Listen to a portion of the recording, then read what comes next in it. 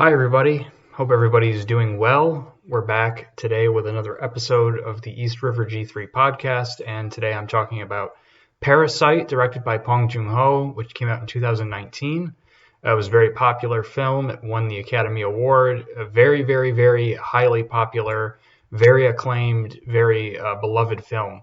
I always joke whenever I make my videos how every time I go to record, some loud noise happens outside and I feel like, I don't know, I can't get away from it. Like, I just went to start recording this episode and a garbage truck rolled by. So I waited till the garbage truck stopped, and then as soon as I sat down to hit record, a siren started going off in the background. It's just inescapable, really. So hopefully we're okay here, but I can kind of pause things because it's a podcast.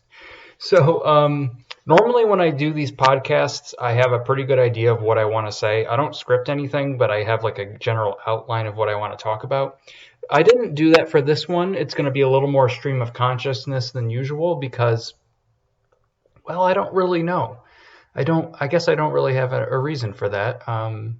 I just kind of thought I would do this one in a way where just whatever I thought about. Maybe it'll be a little more disorganized than other ones, but it's a little experiment, I guess. Totally off the top of my head today.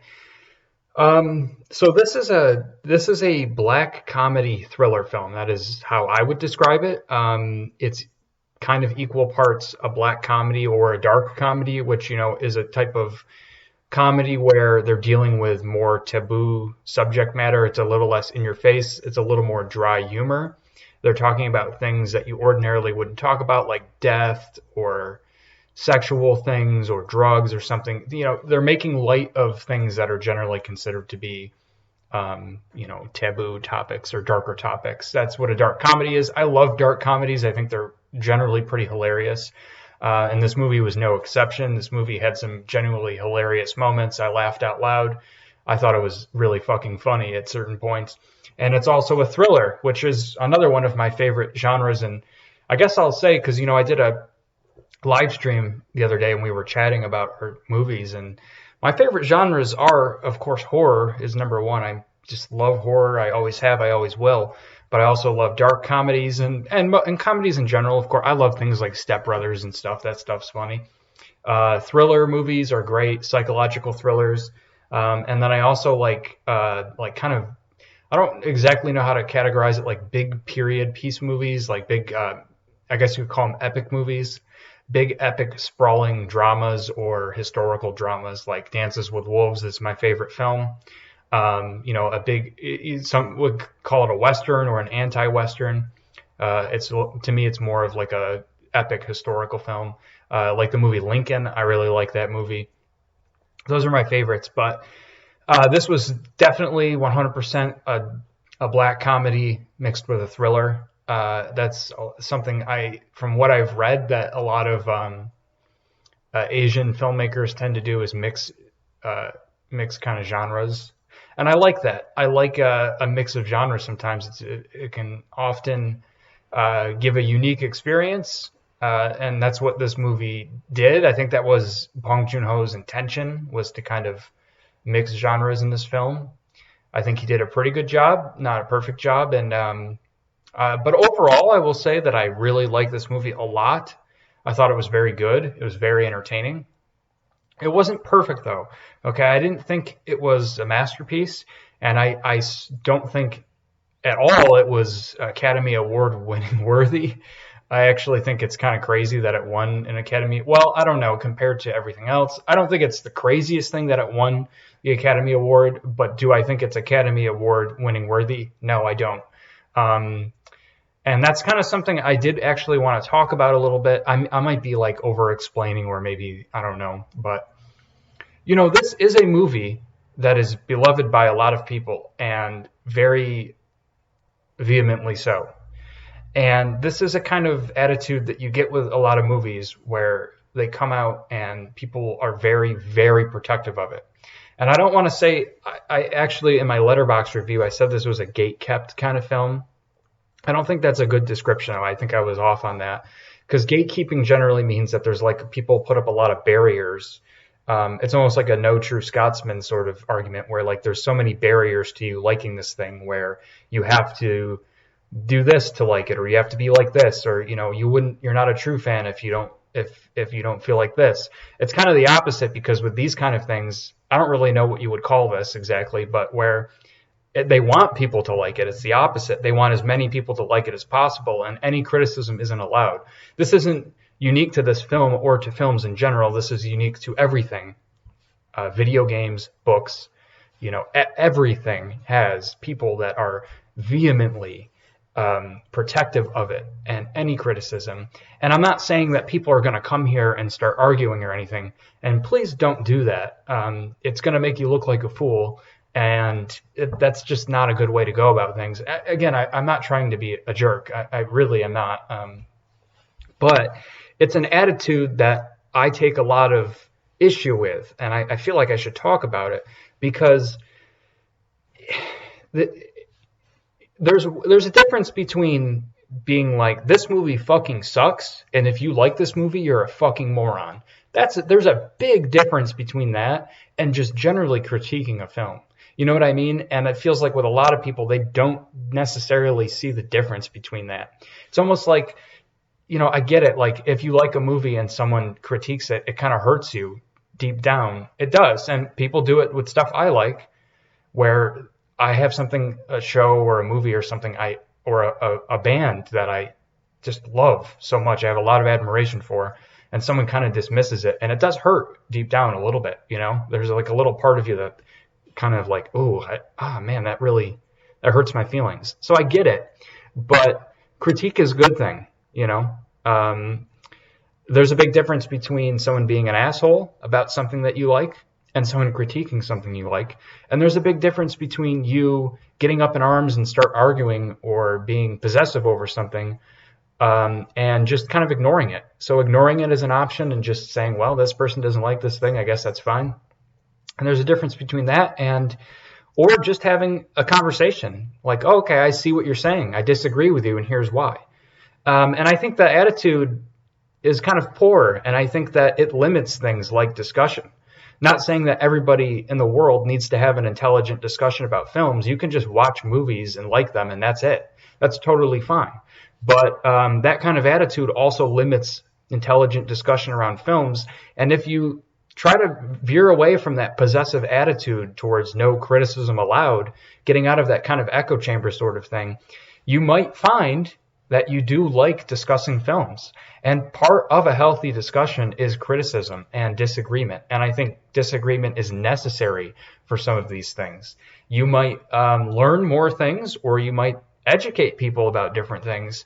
And you might just generally find that you like talking about movies with people. Hell, you might even find some friends along the way. And I know I'm sounding a little saccharine, but I'm being dead fucking serious.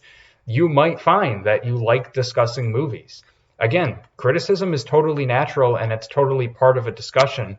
I think it's part of any intelligent discussion. I don't mean to say intelligent, like, again, like kind of gatekeeping, like if you're stupid, if you want to be a real reviewer, but what I'm saying is like, you might learn different things. You might be open to learning different things. It's just part of a healthy discussion. So I know that I'm kind of going overboard with saying that, but I'm not really at a certain point, because if you go on IMDb or Letterboxd or anything, people freak out when anyone criticizes this movie. I need to reiterate again that I love this movie. I mean, I really do think it was great. I really do think it was a great film, and I enjoyed the hell out of it. I mean, it was really good. I bought this on UHD, so I bought the 4K Blu-ray of this, and I spent like $15 on it. This isn't something that I regret purchasing. It's a movie I'm going to watch probably every year. It was really fun, but it wasn't perfect. It had some issues, and I'm going to talk about those. So I know this is like a ridiculously long intro, but I'll put timestamps in if you're already at this point like, holy shit, get on with it. Like, I'll put timestamps, don't worry. But I mean, obviously I intend for you to listen to everything. But anyways, let's get talking about this. I'm going to talk about mostly the things that I liked first, and then we'll get into my critiques of it. And before I even get into it, I'm going to say that I'm going to refer to the characters in this movie generally as the two families. So you have the Kim family, which was the poor family basically, and the Park family, which was the rich family that the Kim family was working for. And I'll refer to the family members. I don't really remember the names of the characters or the actors' names, and that's not a dig against like Asian people or Koreans in general. I don't know the language. I'm very unfamiliar with the language, even though, I love Japanese and Korean films. That language is so far out of my head space that I can't remember that. And I really don't want to be going and looking at a Wikipedia page to try to remember their names every time and break away from my discussion. So don't think that I'm being disrespectful or that I'm saying that this film doesn't deserve that. It's just a little too challenging for me to remember all of those names because I'm not used to them. So that's just something I will say. Anyways, let's get to it. So the basic plot of this film is that the Kim family is a poor family. They're living in like a kind of sub-base in a basement apartment, very crappy living conditions, not very well off. And through a stroke of luck, the son of the Kim family, basically through a friend, learns that there's a very rich family. The father is an architect. They're called the Park family.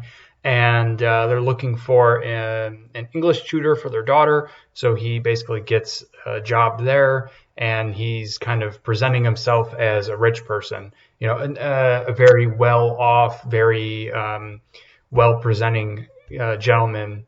And then basically kind of in an almost slapsticky sort of way, he says they have a son. The Park family has a young son who is kind of like what the mother believes is an artistic genius. It's kind of really funny, like how she has such a high admiration for her son. She thinks he might have some, mental issues that need to be looked into. So he recommends his sister as basically an art therapist. Of course, he doesn't recommend his sister. He recommends a woman. They're all posing as well-off people. And then basically down the line, it keeps going. Then they recommend the father as a driver for the patriarch of the Park family. And then eventually they try to get the maid, the housekeeper, out of the Park family. And they recommend the mother of the Kim family as the housekeeper. So they basically all weaseled their way in to this family presenting as higher class people to make money. And the first hour and a half or so of this movie is presented in a very funny way, like a black comedy. Like I said, it's really funny. It's done in a lighthearted kind of fun way. It's very kind of like hokey almost in the way that they keep, by routine. Like you just can very well predict what's going to happen next. But that's kind of the point. That's kind of the style. And the first 90 minutes are really, really funny. Paced well, in my opinion, maybe a little slower than American audiences are used to, but I thought it was really funny. I thought it was really well written. This movie had great dialogue, great pacing, and the jokes were funny. They were, I really thought that the first 90 minutes of this movie were great, really well done. And then at about the 90 minute point, it basically switches gears. Maybe even less than that. Maybe it was like an hour. I don't really remember. It switches gears into a thriller film. And the thriller stuff was good too. I need to reiterate that. I thought it was good, but I don't think it was as good as the humor. And that's kind of the point of this movie. That's what Bong Joon-ho was going for, was, like a twist almost. Like he wanted to get you very comfortable with the humor and the kind of light-hearted atmosphere of this film, and then pull a rug out from under you and switch gears and go into a no-holds-barred thriller. Now, there was still humor in the thriller sections, and it was still really funny. But I think we can all agree that was really the point, was he wanted to pull the rug out from under you. So I understand that. I just think that the thriller section of the film, the second half basically, was not quite as solid as the first. And honestly, I think that's because the story was a little bit predictable. Like, there is a strong message in this movie, and I've said many times, I do not mind there being a message in a film. I sometimes like that when filmmakers tackle subjects and try to make a statement. And I think this movie did a pretty good job, but not great, of tackling that message of class inequality and income inequality, kind of a capitalist sort of ideology.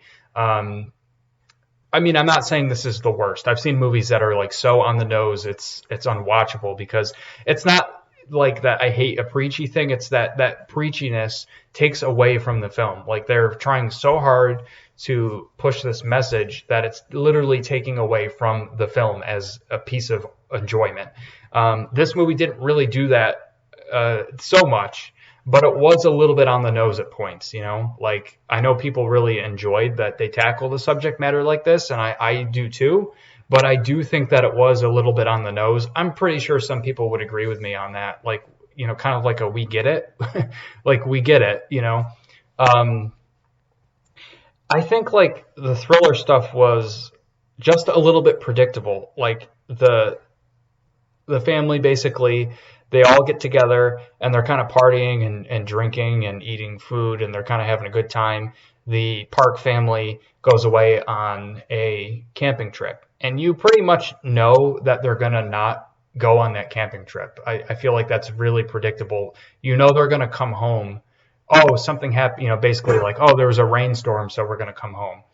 That was predictable, and the rest of the plot was pretty predictable for the most part. Like, obviously I couldn't predict everything that was going to happen, but you know, you learn that the Park family's housekeeper was keeping her husband down in the basement because she was the housekeeper for the previous owner of the house. So when that family moved out, she put her husband down there because she had nowhere else to keep him, in this kind of bunker built in the basement. And when the Park family moved in, she couldn't, you know, because she lives there, so her husband needs to live somewhere as well. It's not like they have a house of their own. So she kept him down there in secrecy and basically gave him food every once in a while through this little secret passage down in the basement. And I don't want to be like a big brain kind of dude, but like, yeah, the father of of the Kim family is definitely going to end up in that same position at the end of the movie, which is what happens, you know? So I feel like it was a little predictable. The thriller stuff was pretty good, though, I think. There were some, I don't know, like, there are a lot of moments in this movie where it's a movie, so you have to suspend your disbelief a little bit, but like, there are a lot of moments I felt like where the plot wouldn't continue unless something kind of happened. Like, for instance, when the Kim family is basically listening in on the conversation when the mother finally figures out that the housekeeper is keeping her husband down there, they all kind of comically fall into the hallway, and that's where she takes her phone out and records them and is starting to blackmail them, basically. That's a moment where I'm like, I can kind of forgive that, but if they didn't just comically all fall Scooby-Doo style into the hallway, this movie wouldn't continue. So I understand why they did it like that, but it was just like a little one of those, I don't know, for me, I was just like, okay.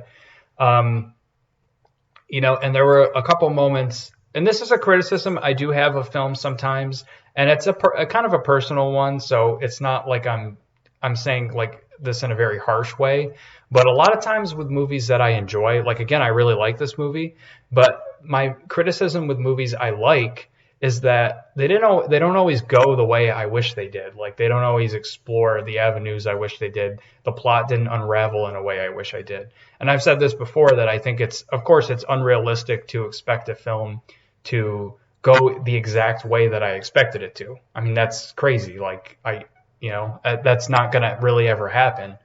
But regardless, it impacts my enjoyment of the film. You know, I mean, I like a movie, plain and simple. And this movie just didn't quite always hit the mark with what I wanted, so it impacted my enjoyment of it. You know, there were some parts I didn't really care for, like when the Kim family is, you know, they're basically have to hide underneath the coffee table in the living room. And, you know, of course, we know that the Park family, the mom and dad, are going to sleep on the couch the whole night. So they're kind of screwed. They can't escape the way they thought they did, because the kid wants to sleep outside in his teepee. So they want to sleep in the living room so they can watch over him. And I felt like there was going to be like a really big tense kind of escape moment there, and it kind of didn't really give me what I was expecting. It was just kind of like there was like a moment that was, I don't know if it's like a cultural difference or something I didn't quite understand, but like the mother and the father started kind of having sex on the couch. And so, I was kind of expecting like an awkward kind of funny moment thrown in there where like they now have to sleep under this couch with this couple having sex right next to them. And that didn't really play out the way I thought it did. It was kind of like, I don't want to say graphic. It was a little bit more graphic than I was expecting for this movie. It wasn't like there was like nudity or anything. And I mean, come on, there's some gory stuff in this movie. So if we're comparing, I'm not like I'm trying to be conservative or anything, seeing some people having a like sexy moment compared to like people getting their heads bashed in this movie. But it was kind of like, oh, okay, that's a little more graphic than I was expecting. And it just kind of fizzled out. Like they had sex and then they just kind of laid there and then they all snuck out. And it didn't really like have the tense, like anxious kind of feeling I was kind of hoping for. Like it fizzled a little bit. That was like some of the problems with the thriller moments in this movie I felt. And it's kind of a little bit of a problem that I feel like if this movie was shot in America and it was an American cast and released here, I think that those kinds of things to American audiences, they would just be like, yeah, whatever. Like they would feel like, yeah, it was like a run-of-the-mill thriller film. I don't think this movie would have gotten the admiration it would have gotten. I know that sounds perhaps even a little insensitive, but I really do think that's the case. Now, I have seen some people say, like, if this movie was made in America, like, no one would give a fuck about it. I don't think that's quite true because I think this was a really well-made film. And if I am going to be very positive about it, the cinematography in this movie was outstanding. I think that I think direction overall was very good too. I think that I really do think that the cinematography was amazing. Like, and even that scene of the parents sleeping on the couch, you get this big shot of this big glass wall looking out into the backyard with a thunderstorm going. And it's those big wide shots that are beautiful in this movie. And the park house in general, as the father is an architect, and, of course they're going to play on that with the cinematography. But I really think that the cinematography and visuals in this movie were second to none, like 10 out of 10, and outstandingly good. So I think if this was made in America, I don't think it would be like a mediocre, like whatever. I don't think people would not give a shit about it like some people think, but I certainly don't think that this would be a masterpiece because I really think the thriller stuff was kind of run of the mill. Like it was well done, but it was not anything we haven't seen before. There was nothing like extraordinary happening in this movie that we haven't seen, and even with the humor, I thought the humor was really funny at points, but I don't think it's anything we haven't seen. And I personally think, and again, I apologize if I come off as insensitive. It's not my intention, but I think that I hate to generalize, man, but I gotta say what I think, man. Like I think American audiences are so used to shitty films that that's what they just expect. Like Hollywood movies are generally really shitty now. A budget doesn't equal brilliance, of course, or else Halloween wouldn't be a treasured horror film. That movie was shot on a shoestring budget. But, like take, for example, something like Wonder Woman 1984, which was shot on a fucking enormous budget. It's insane how much money that was put into that movie. That movie is a piece of fucking shit. It looks like shit. It has terrible CGI. It has terrible acting. So I don't think that budget equals a great film. And I feel like I hate, again, I really hate to come off like a dickhead here, but I feel like Hollywood movies are so shitty now.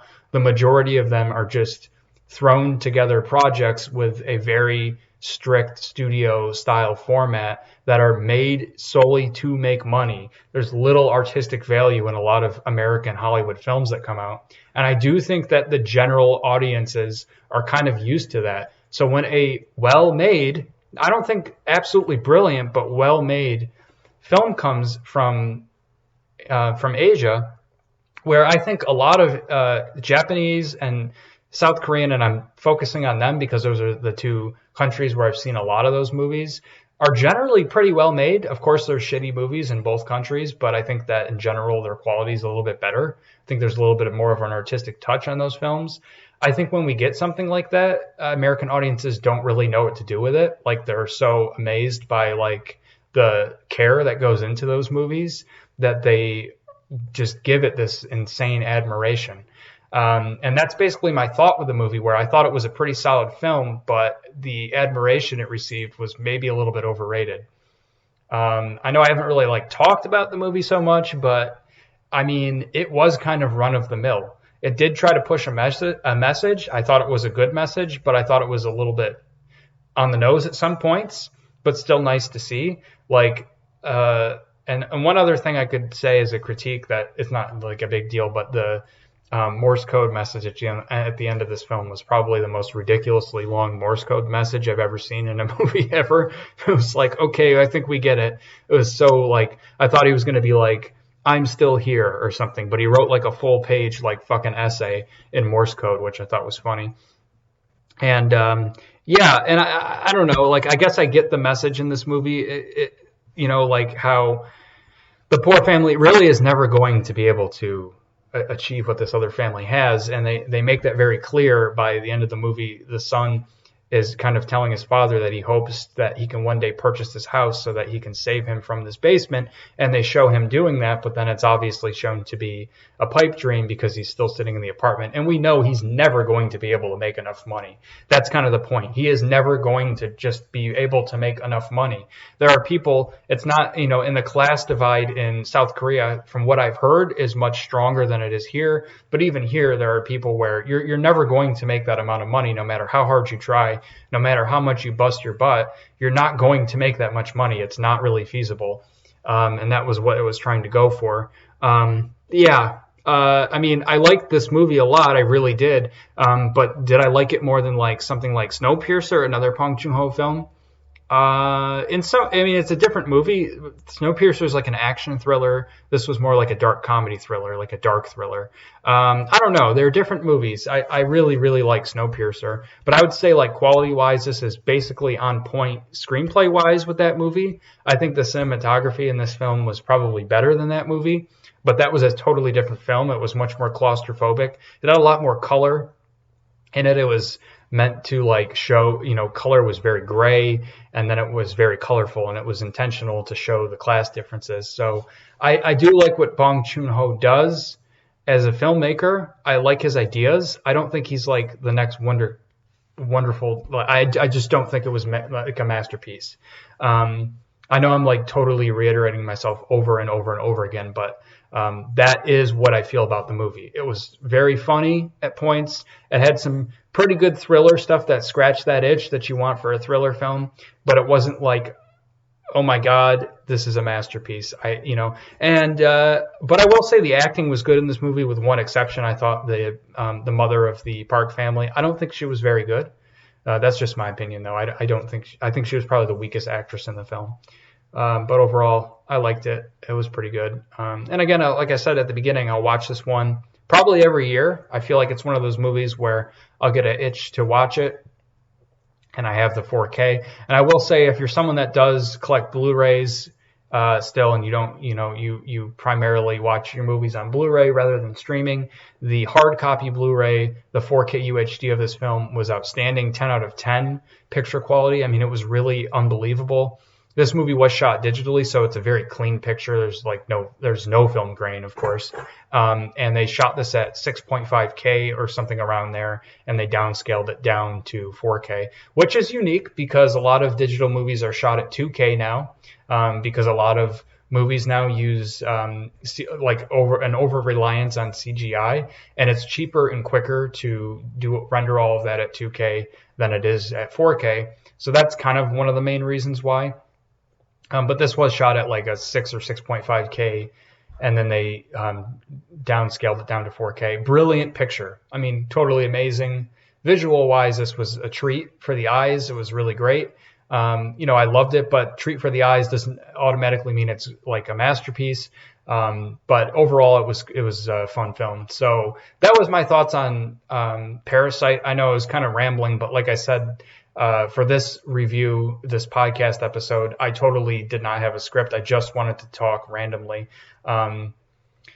But yeah, I mean, this is still a director where I'm interested in checking out all of his movies. Like the next movie he watches is going to be on my radar for sure. I think he has great ideas. I just don't think they're executed totally to my tastes all the time, but still pretty good. So anyways, that was that. Next review, I have no clue what my next podcast episode will be. You know, this was a little bit different. This wasn't a horror movie. I normally do horror movies here, but, you know, like I said a couple times, I have this list of 100 horror movies I got to watch, and I've only watched like 6 movies on the whole list. So I have a lot to go. And it's all the way from, actually, let me look, 1920 all the way till 2020. So I got a lot of shit to watch. We'll see. All right. Sorry if I offend anybody with this review, but that's just my thoughts. Let me know what you thought of this movie. I thought it was a lot of fun. And hopefully I'll see you next time with something else. Peace out. Have a great day. And